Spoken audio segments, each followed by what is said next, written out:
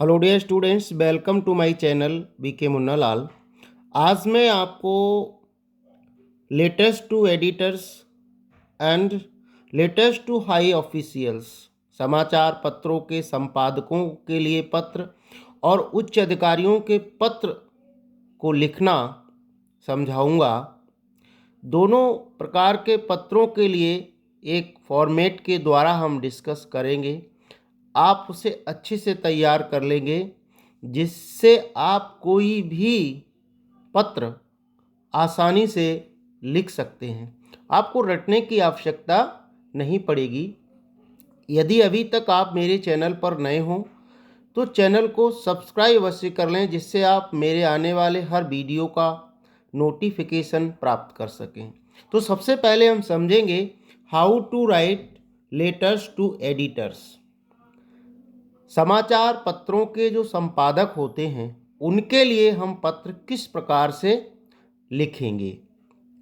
तो format of a letter, हमने एक लेटर का फॉर्मेट तैयार किया है जिसकी कुछ लाइन्स हैं, उनको आप तैयार कर लेंगे और उस फॉर्मेट के आधार से और जो क्वेश्चन होगा उसके आधार से हम लेटर को आसानी से लिख सकते हैं।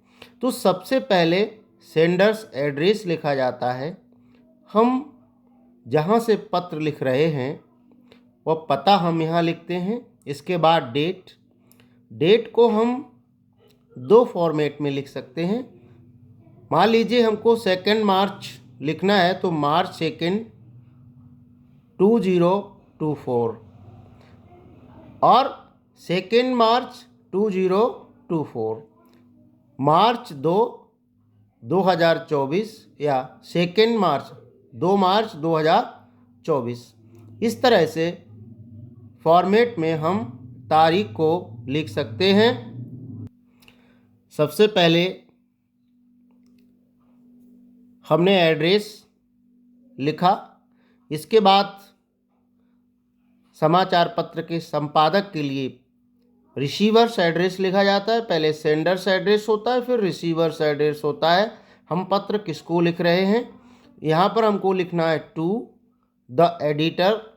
ये जो ब्लैंक स्थान है, खाली जगह है, इसमें समाचार पत्र का नाम लिखेंगे। इसके बाद सब्जेक्ट, विषय, हम किस विषय पर लेटर लिखने जा रहे हैं उस विषय की मुख्य लाइन, मेन पॉइंट टाइटल के रूप में लिख देंगे। फिर हम सर या मैडम लिखेंगे। दोनों शब्दों का हम इस्तेमाल करेंगे क्योंकि हमको पता नहीं होता है कि जो एडिटर हैं वो मेल हैं या फीमेल हैं, सर हैं या मैडम है, तो हम दोनों शब्दों को लिखते हैं। या हम रिस्पेक्टेड सर या मैडम भी लिख सकते हैं। ये इंट्रोडक्टरी पोर्शन होता है या हम इसको इंट्रोडक्शन भी कहते हैं। ये जो लाइनें मैंने लिखी हैं, इन लाइनों को आप अच्छे से तैयार कर लेंगे, याद कर लेंगे और इनकी सहायता से आप पत्र आसानी से लिख सकते हैं। कोई भी पत्र हो, आपको रटने की आवश्यकता नहीं पड़ेगी। एडिटर्स के लिए जो भी पत्र आएंगे उनको आसानी से लिख पाएंगे। Through the columns of your esteemed newspaper, I beg to draw the kind attention of the concerned authorities to the। आपके सम्मानित समाचार पत्र के कॉलम के माध्यम से मैं संबंधित अथॉरिटी का ध्यान आकृष्ट कराना चाहता हूँ। अब जो भी प्रॉब्लम है वो हम यहाँ से शुरू कर देंगे और उस प्रॉब्लम या जो भी हम कहना चाहते हैं उसके बारे में मिनिमम 3-4 सेंटेंस हम यहाँ पर लिखेंगे। ये टॉपिक से संबंधित डिटेल होता है। जिस टॉपिक पर हम लेटर लिख रहे हैं उस टॉपिक के बारे में 2-3 या 4 सेंटेंसेस को हमें यहाँ लिखना होता है और इसको हम अंत में जो रिक्वेस्ट या सजेशन होता है, जो सॉल्यूशन होता है, उसको हम देते हैं। तो हम लिखते हैं I therefore request you to take necessary action to relieve us from the problem as soon as possible. Last में लिखते हैं थैंक यू।